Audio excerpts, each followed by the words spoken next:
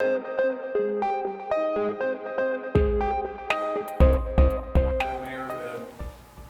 what do you hope the attendees, after they've been here for the last 2.5 days, what do you hope they do as they head back home?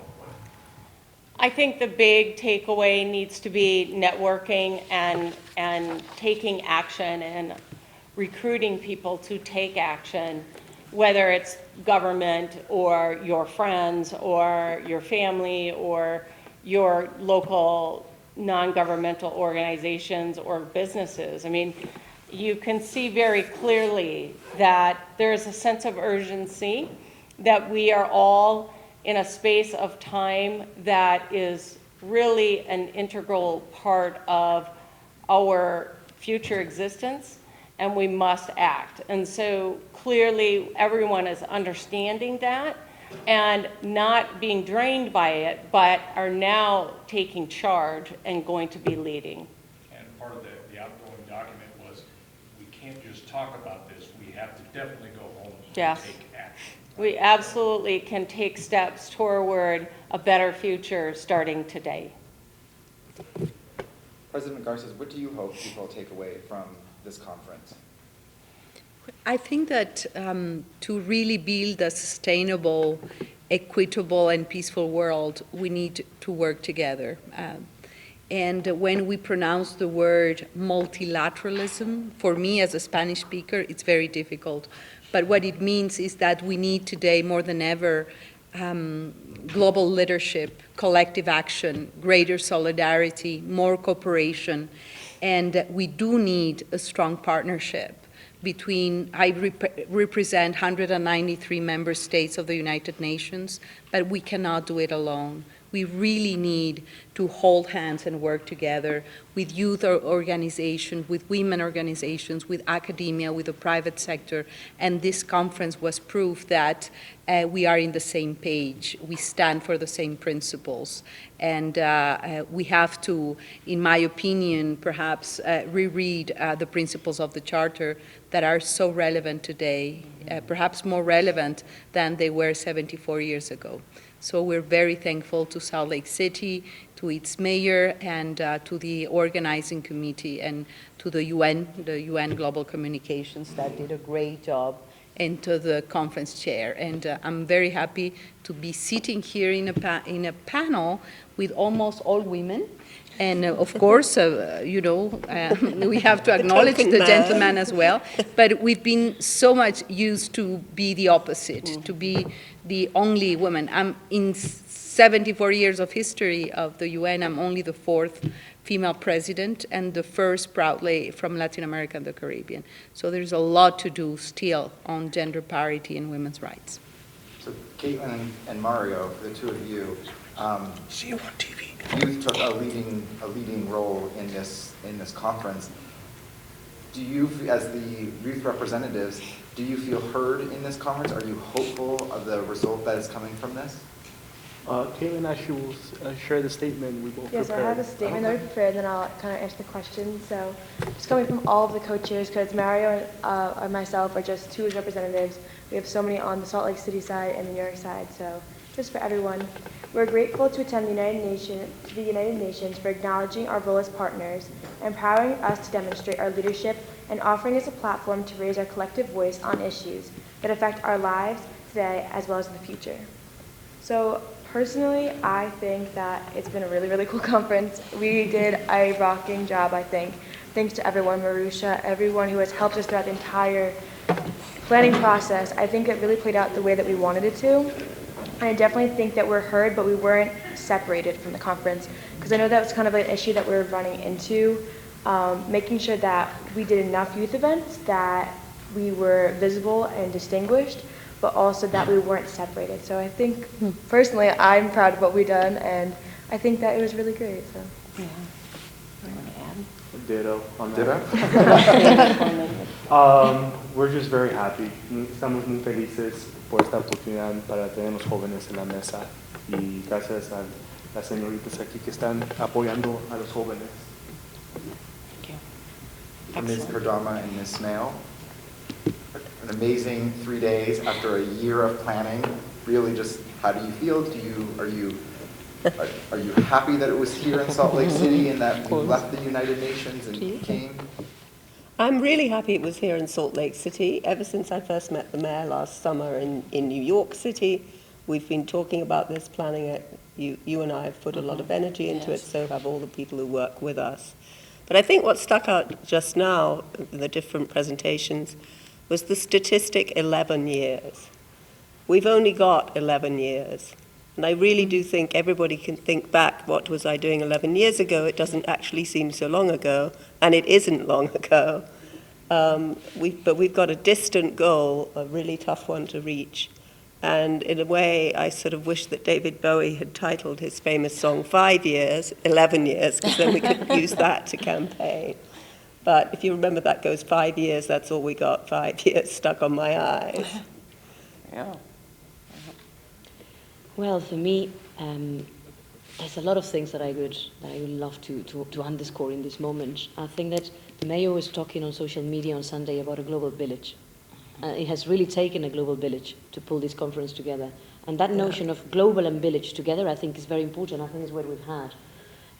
We could see it in the room today as well, and in these days of conversations where we're actually having that global conversation and connecting it with local reality, with local input, with the local energy has been phenomenal. The hospitality of the community, the whole partnerships that have emerged for the preparations of the conference, from the mayor's office to all the partners involved locally, has been, I think, a terrific experience to witness and to be engaged in. I think that another very powerful aspect that I would like to underscore is the youth. The youth's strength and power in this conference is phenomenal. It really gives us hope. It keeps us honest. It tells us boldly what we need to do. And not only that, it's not folkloric. It's not just youth energy. There's content. If you really get a moment to please read that youth compact on climate, you would be impressed. It's concrete. It's got actions. It's got pledges. It's got things that can really make a difference in climate change action. And I find that very powerful and extraordinarily heartwarming. They are really the guiding light for all of us. I would also like to underscore that we could really see in the conversations we were having to what point cities and communities are really living laboratories of those opportunities and those challenges. And we actually have the possibility of turning all those challenges into opportunities, but we have to work hard. We cannot really blind ourselves and expect everything to be easy. It's going to require boldness. It's going to require political bravery. It's going to require trade-offs. It's going to require difficult conversations. But we must, and we can have them, and we can find the solutions. And I think that we saw that in the rooms and in the corridors this week. And last but not least, for me, it was really a privilege to have with us the President of the General Assembly, to really send us that signal that civil society engagement in the United Nations is central to the operations of the United Nations on a daily basis. It's not a parallel thing. It's not something that happens at the fringes. It's really core and center. And that jointly with the conversation we had yesterday in one of the thematic sessions about multilateralism, about the celebration of the 75th anniversary of the United Nations in 2020, how full was the room, how many people from Salt Lake City, from Utah, and from the rest of the globe we had, and the quality of those conversations, the intellectual keenness of those conversations, for me was phenomenal. So these would be perhaps some of the highlights, and then of course the human part.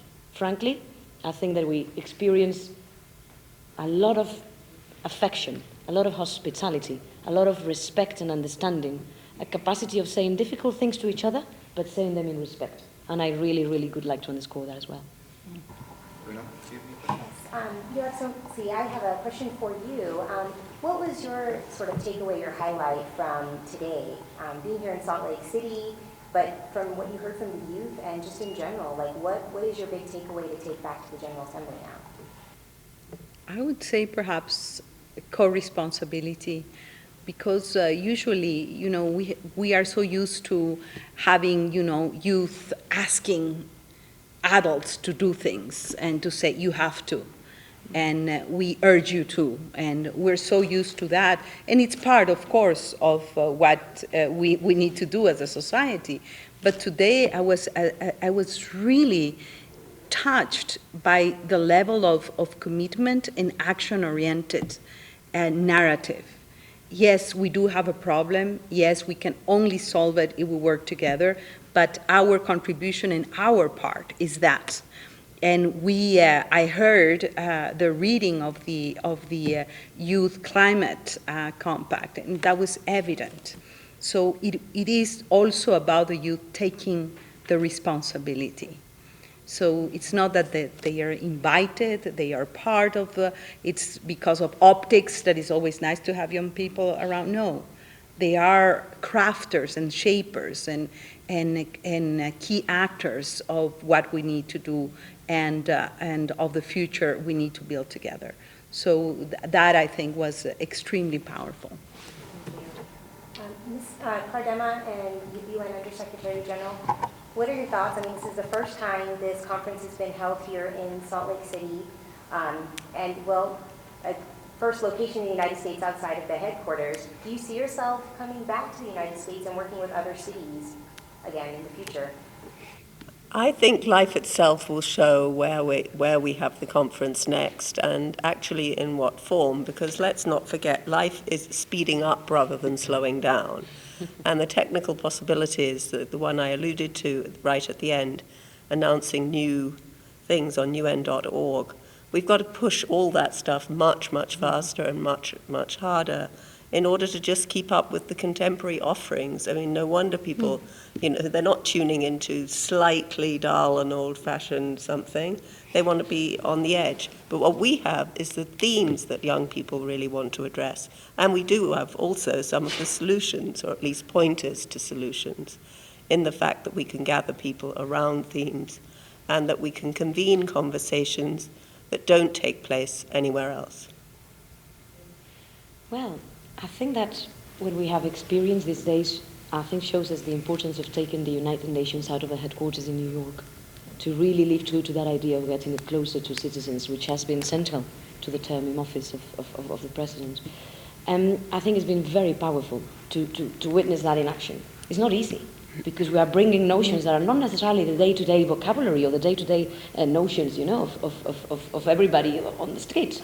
The United Nations, for me, it's still a beacon of hope, and the only place where we can really have, in a democratic manner, all the countries of the world sitting at the same table having key discussions. But that brings complexity, and bringing it out of the headquarters allows us to go out of the diplomatic spheres and connecting it really to the conversations that are happening on the street amongst all of us.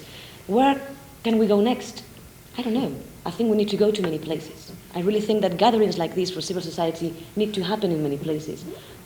I really think that the United Nations has been making a significant effort since the process that led us to the adoption of the Rio +20 outcome document, The Future We Want, which was very much about sustainable development, and where countries pledged to elaborate sustainable development goals and then later adopted those sustainable development goals in the 2030 agenda in 2015. I think that since then we've really seen an increased commitment, an increased effort from the United Nations to get out there, to go places. So I think that this is the trend. I think this is really the type of multilateralism we need. So where will we go next? Will we come here again? I will personally come back here again. I think I got a lot of friends that I would like to see again. So personally I will. The conference needs to go to so many places. We need to take the UN to so many places that next will be where it should be. Thank you. Mayor, so let's get the Salt Lake City perspective on this. How will we apply what we learned from this conference here in Salt Lake City? What's next for us? I think it's about taking action and sharing the ideas that came out of the outcome documents as quickly and effectively as we can to get people to think about what they can be doing as individuals today and tomorrow and every day. So I think that piece will be very important. People are always wondering, what can I do? What can I do? And there were many great ideas that came out today about what people as individuals can be doing. And then, of course, we got to work with our partners as we have been and continue to partner and recruit more partners into the fold so we can not just do the work here, but how do we build upon the work here and scale it across the country. And we are in conversations around that today.